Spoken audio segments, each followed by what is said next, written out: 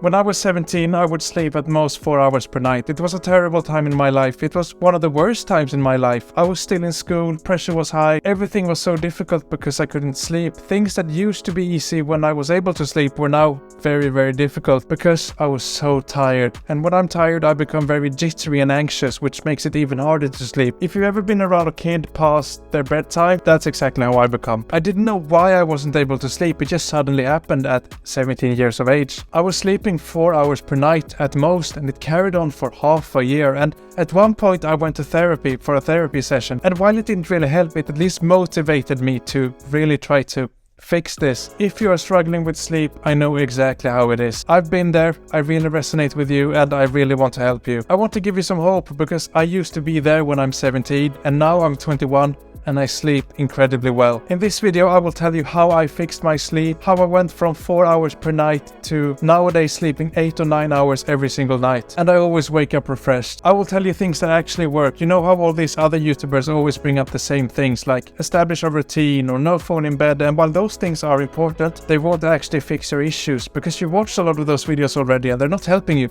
But this video will help you. This video is different. This video will actually fix your sleep because this is how I finally fixed my sleep.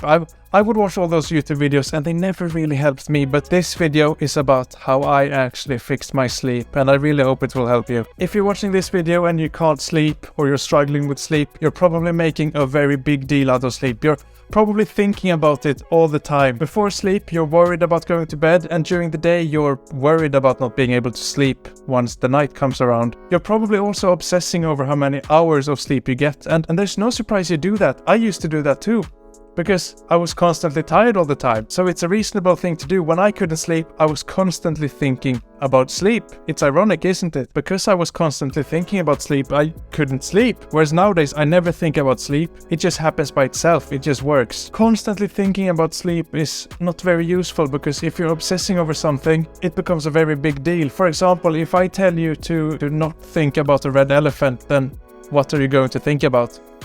And when I said that, you actually think about that thing. And it's the same thing with sleep. If you're constantly worrying and thinking about sleep, then you're going to sleep worse. That's just how it is. The only way I found to fix my obsessive thoughts about sleep was to sleep well for a couple of nights. Once you're able to sleep well, you stress less about it. Normal sleep becomes normal. If you never sleep well or haven't slept well in the past couple of days, then we need to get at least a couple of good nights sleep in so that we can stop obsessing over sleep. And that's where my first piece of advice comes in, and that is to stop tracking your sleep. You know how a lot of people have got these apps on their phones like Sleep Cycle or other sleep tracking devices? Stop using them because it makes you obsess over sleep. Every single time I track my sleep, it makes me sleep worse. Recently I tried one of those sleep tracking apps again, and it just made me sleep worse, because I was obsessing over how much sleep I was getting. Every time I was waking up in the morning, I wanted to check immediately how much I've slept. Whereas if I wasn't tracking my sleep, I wouldn't really know how much I've slept. And so it would be less stressful in a way, if that makes sense. It's something about the numbers just stressing me out. Maybe you're experiencing the same thing. But how do you know if you're getting enough sleep without tracking your sleep? And the answer to that question is the moment you're getting enough sleep is when you stop feeling tired.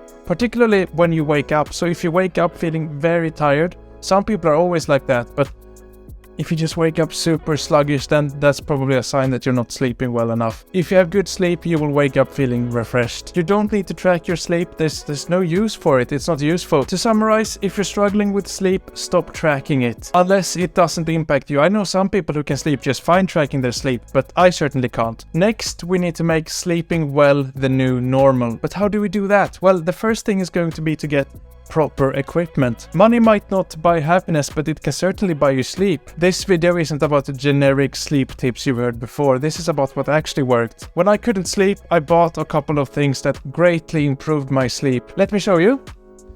The first thing I got was this sleeping mask, which really helped improve my sleep. Besides making everything dark, it's also weighted, which makes it very nice. Something about oxytocin and that stuff. Every time I go to bed, I just put this on and it's very nice. It makes everything dark. It's also a little bit cozy having some weight on your face. I would recommend getting one of these if you can find it. Maybe I can find a link and put it below. Next, I got a proper pillow. Look at the size of this pillow. It's so It's so thick and firm. Before I got this pillow, I used to wake up with pain in my neck and it was just harder to sleep. But this pillow is so nice to lay on. If you click like, maybe I can afford a new pillowcase and get rid of this hole here. But the point is, get a good pillow and you will sleep better. I also got one of these weighted blanket. This one weighs 11 kilograms and I weigh about 82 kilograms at the moment. If I was to buy a new one, I would get a slightly heavier one, maybe around 15 or 16 kilograms. I won't keep holding that. The weighted blanket was a game changer for me. It's so much easier to fall asleep if you have some weight on you.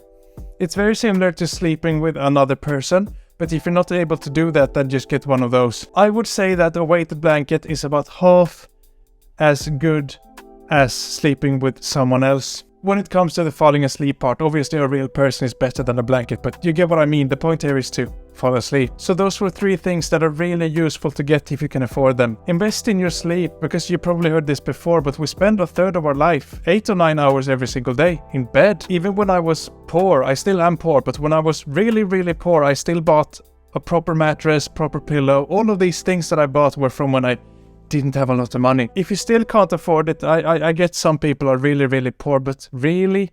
Can you really not afford it? Skip other purchases, because this is really worth it. It's also a one-time cost. You only buy a quality mattress once, or like at most a couple times in life. You could probably skip, like when I'm out of money, I usually skip video game purchases or book purchases and stuff like that. So you can probably find a way if you need to invest in your sleep. So get some good equipment. It was a game changer for me. Next, we need to sort of change your mindset a little bit. We need to decide that bad sleep is actually not that bad. When I can't sleep, it's usually because of a couple reasons. For example, a next day activity which is particularly demanding, such as a presentation or a test or just a long day in general.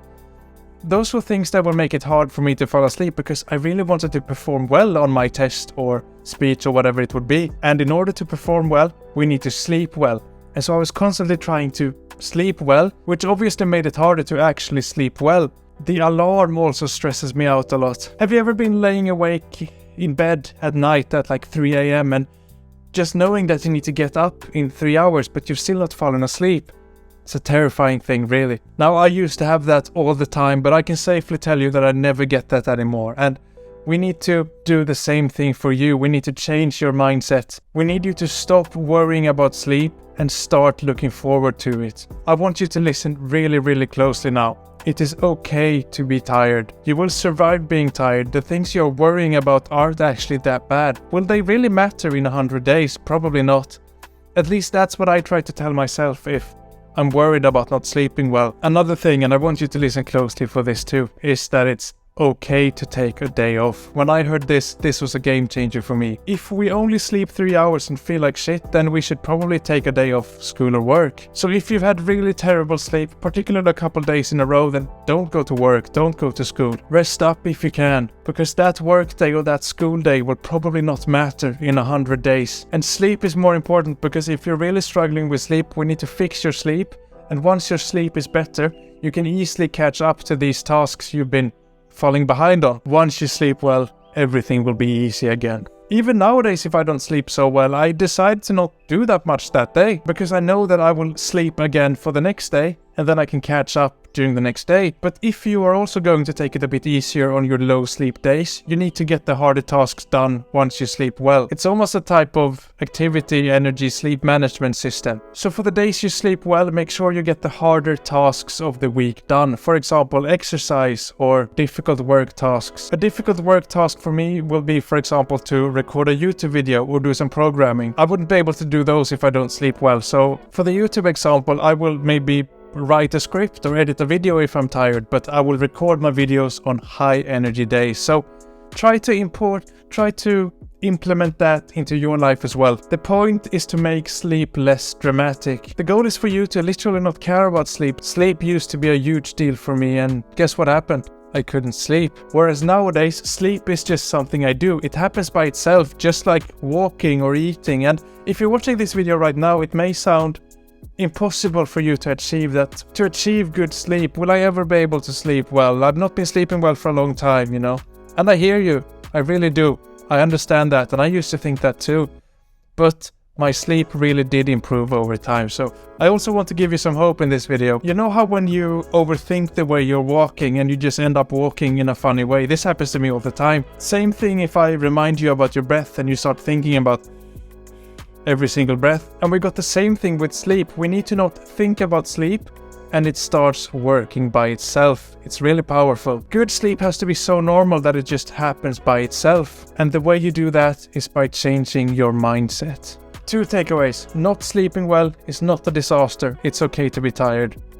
Number 2, you are allowed to take a break if you really need to. If you're watching this video, you might be scared of going to bed. When I couldn't sleep, I was terrified of sleep. I was terrified of going to bed. I was terrified of just laying there all night not being able to fall asleep, because it used to happen to me. Because back when I couldn't sleep, I would be awake for most of the night and sometimes all night. It was terrible. If you can somehow relate to that, if that's you, then we need to make sleep pleasant. It needs to be something you look forward to every single night. So first we need to make you stop being scared of sleep. And secondly, we need to make you actually appreciate and look forward to sleep, because that's the only healthy way of looking at sleep. I shouldn't say healthy, but the only productive way to look at sleep. If you look forward to sleeping, you will sleep way better, is what I'm trying to say. You probably heard before, if you watched other YouTube videos about this topic, that you're supposed to go to bed at the same time every night, and I think that's BS. I say, don't go to bed unless you're tired. Imagine this scenario. You go to bed at 10 p.m. because you've decided to go to bed at 10 p.m. and you are not able to fall asleep, and you lay there tossing and turning, worrying about not being able to sleep, and then the time is midnight and you're still not asleep. You look at the clock and then you start worrying, and then the time is 3 a.m. and you're still not sleeping, and it's just an anxious, terrible mess. We don't want that to happen to you. But then imagine this someone's looking at me through the window. But then imagine this other scenario where you wait until you're tired, which could be at 10 p.m. or later, and then you go to bed and you fall asleep instantly. If you do that, you will slowly start appreciating sleep. It will be easier for you to fall asleep. I don't go to bed unless I'm tired. Having a bedtime does not work for me, because there's no point going to bed if I will not be able to fall asleep. And if I'm struggling with falling asleep, I will get into a vicious cycle of not being able to sleep properly. Avoid tossing and turning. Don't go to bed unless you're actually tired. What I do is that I typically read a book or go on my phone even. Works completely fine for me. And I do those things until I'm tired, and then I go to bed and I fall asleep instantly. Back when I couldn't sleep, I would worry about having a proper bedtime so that I would get 8 or 9 hours per sleep, let's say. And I would go to bed when I wasn't even tired, and so I couldn't fall asleep. And obviously I was tossing and turning, and it made me even more anxious about sleep. So the point is, wait until you're tired. Don't go to bed unless you're actually sleepy. Also, you need to associate your bed with sleep and relaxation instead of stress, anxiety, or work. I used to work in my bed very recently, in fact. I used to sit over there on the bed with my laptop editing videos or writing essays and stuff until I was tired, and then I would go to bed and I would read a business book or some course literature. And guess what happened when I did that? Well, I couldn't fall asleep because my brain was working so intensely, because it started associating the bed area with work. Don't work in bed. In fact, don't even work in your bedroom if you're able to, because the entire room is your brain is supposed to associate the room and the bed with calm and relaxing thoughts and sleep and that stuff. It's not supposed to be a work environment or a stressful environment. Now, in my case, I'm recording this video in my bedroom, and I've been working on it here in my bedroom, but that's because I live in a shoebox. I'll link my home tour over there. The only things you should do in your bed besides sleep and sex would probably be reading books, or for me, actually, I relax on my phone sometimes in bed. We all use our phones all the time. It's probably hard to not use your phone in bed. I certainly don't want to stop using my phone in my bed, but don't do any stupid activities on your phone. Don't work on it, for example. That's not a good idea. You can also be in a different room until it's actually time to go to bed. Make the bed something to look forward to. Make it nice. Make the bed if you're able to. My bed here was made before I had to get the weighted blanket to show you. Also, get the weighted blanket because it will be way cozier going to bed. Such a nice thing. It actually really worked for me, so I can definitely recommend that. Also, make your bedroom quiet and cool. Obviously, noise makes it hard to fall asleep, and if it's too hot, you just lay there tossing and turning and sweating. It's not good. Make the bed something to look forward to. If I drink coffee or energy drinks after 2 p.m. I can't sleep. It makes it much harder for me to fall asleep, and I fall into this vicious cycle of not sleeping. And when we can't sleep, and I do this too, and you're probably doing it as well, we use caffeine to stay awake to try to get through the day, but it's actually quite counterintuitive. My advice to you is to really try to cut out caffeine after 2 o'clock. It is hard, I know, but it's so effective. Usually when I can't sleep, it's because I've had a coffee late in the afternoon. So I'm on a strict caffeine diet. No caffeine after 2 o'clock, and I sleep like a baby. Keep your bedroom cool. I keep mine at 18 or 19 degrees. It will be too hot at 24, 23, even at 22 degrees. It's hard to sleep. Cool your room by opening windows or using AC. You know how to cool a room. I don't even know why I put that in my notes. But the point is, do what it takes to make the room cold. Earlier I told you about the fact that I would work up until it was time to go to bed. That's a bad idea. It makes it very hard to sleep. And it takes about an hour or so for the brain to turn off work mode and turn on relaxation mode. Because if we go to bed after working, the head just starts spinning and I start thinking about video ideas or that thing I need to do in university or whatever. So do something else before bed. Really try to. If you're a workaholic than me, then it's hard, but read a fictional book. That works well for me. I kind of enjoy reading fiction, but I also find it somewhat boring, so I end up falling asleep. That's something you can do if you're anything like me. Here are some things that didn't work for me. If you're like me, or if you can relate to this video, don't try those things. Instead, focus on the things I've said in this video. When I say that these things didn't help me, I mean that they didn't make a difference on my sleep. And they still don't, but they're still healthy habits. So, do them anyways if you can. But see them as means to improving your health, not for improving your sleep, if that makes sense. The main goal of this video is to make good sleep the new normal for you. Because that way, it will be an everyday thing like eating or walking. It will be something we do every day, and it will just work. Get some good equipment, get a good mindset, and get some good associations with sleep, to summarize. I also want to give you some hope with this video. When I couldn't sleep when I was 17, I thought it would never go away. I was constantly worrying about sleep. I thought it would never fix, but the truth is that it improved a lot over time. I'm 21 years old now, and I sleep very, very well. And while the things in the video helped me, I believe that time was the biggest factor in improving my sleep. So in particular, if you're young and you're watching this and you're struggling with sleep, then it will probably pass, because I've learned with time that a lot of problems solve themselves with age. So if nothing is working, be strong, keep fighting, and it will hopefully improve over time. Well done for making it this far in the video. Click subscribe and you can join a small, tight-knit community we've got with other people who also watch my videos and who want to better themselves, and we can just be in this small, nice community. I give you my word that I will try to make every single video improve your life somehow. So subscribe, it's worth it really. Click like if it helped or gave you some motivation, and comment your sleep story below, because I would actually like to know yours and we can have some nice discussions going on down there. Click and watch this video next, and I hope it helped, and take care now. I believe in you. You can do it.